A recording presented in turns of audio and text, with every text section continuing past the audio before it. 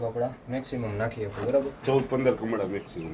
અને બધા કપડા ફરતી બાજુ મૂકવાના સર્કલમાં. હવે જલ્દીમાં એક બાજુ ઢગલો થઈ ગયો તો આવી રીતે મશીન ભટકાય બધું, એટલે ફરતી સાઈડ મૂકવાનું. પાવડર લિક્વિડ આ ખાનામાં નાખવાનું. અંદર તમને જારી આપી છે. કપડાં ધોવાઈ ગયા પછી આ બહાર કાઢી અને આ સાફ કરવાનું બે બાજુ, કચરો આવશે.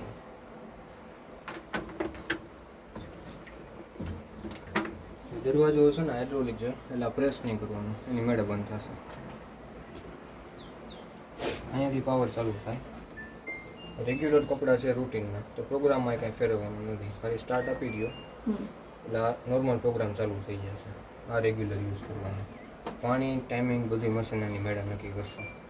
તમને 8 પ્રોગ્રામ આપ્યા છે. આ બટનથી પ્રોગ્રામ ફરશે. એકવાર દબાવો અહીંયા P2 લખાઈને આવ્યું એટલે કે પ્રોગ્રામ નંબર 2. 2 નંબરમાં આપ્યું છે ક્વિક વોશ. ઓછા મેલા કપડાં હોય અને જલ્દી ધોવા જાય તો 2 નંબરમાં ધોવાનું.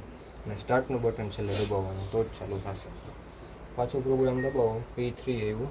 3 નંબરમાં ડુવેટ આપ્યું છે. બ્લેન્કેટ હોય, જીન્સના પેન્ટ છે, અલગથી એમાં નાખવાનું. 8 કિલોનું મશીન છે એટલે એક જ બ્લેન્કેટ હાલશે. પછી ટબ ક્લીન આપેલું છે. રેગ્યુલર કપડાં તમે ધોવો એટલે કપડાનો કચરો ડ્રમની બહારની બાજુ જામી જાય. ડ્રમ ધોવાનો પાવડર આવે, મહિને એકવાર આ ખાનામાં નાખવાનો. પછી અહીંથી તમારે ચોથો પ્રોગ્રામ રાખવાનો 1, 2, 3 અને 4. ખાલી મશીન ચાલુ કરવાનું, કપડાં અંદર નહીં નાખવાનું, એ ચોખ્ખું થઈ જશે. 5 નંબરમાં આપ્યું છે સ્પિન ઓનલી. ખાલી એ કપડાં કોરા કરવા માટે, બહાર ધોયા દેવામાં સૂકવી શકે. જેન્ટલ આપેલું છે, ગરમ કપડાં હોય, સાડી હોય, એવું બધું આમાં કરવાનું. 7 નંબરમાં ઇકો વોશ છે. 1 કલાક માટે કપડાં પહેર્યા છે, ખાલી પરસેવાવાળા હોય એવા કપડામાં ધોઈ શકો. હાર્ડ વોટર, હવે લાઇનમાંથી ખરાબ પાણી આવે છે ડોરવાળું, તો હાર્ડ વોટર યુઝ કરવાનું. આમાં મશીનમાં પાણી ફિલ્ટર થશે. બાકી પાણીનું લેવલ મિનિટ જાતે લઈ લે, એટલે અહીંયા ક્યાંય દબાવવાની જરૂર નહીં પડે.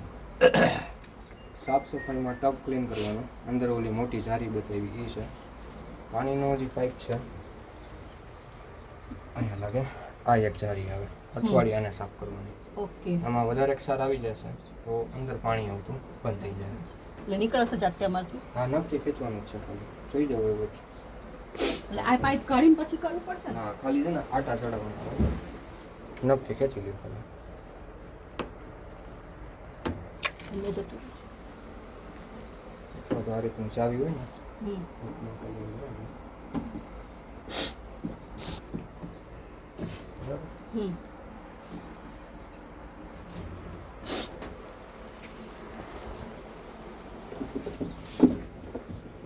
ખાલી આટા ચડાવવાના.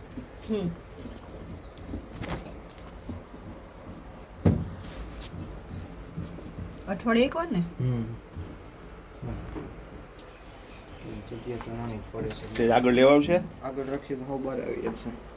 દબાઈ ગયા તો પછી લઈ લ્યો. આગળ શું હોય એમાં? નીચે પછી એમ નહીં, કપડાં ધોવા. એને આખો સળંગ નથી પાયો. પાયો તો સળંગ છે, આ ઓટો નાનો પડે. ઓટલો નાનો એ સમજી ગયો, વાત સાચી તમારી. ભાર નાનો છે, મોટો નથી. આમ નહીં થાય, એમાંથી આ પાઇપ ટૂંકો પડશે. સમજી.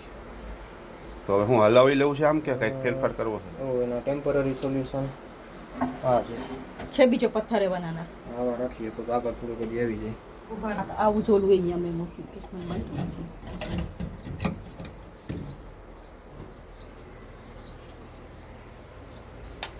હવે કાંઈ પૂછવાનું નથી ને આમાં? ના.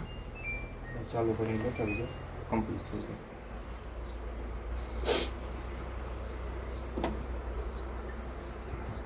તો ત્યાં અંદર માટે પાઇપ મોટો જોઈશે ને મારે?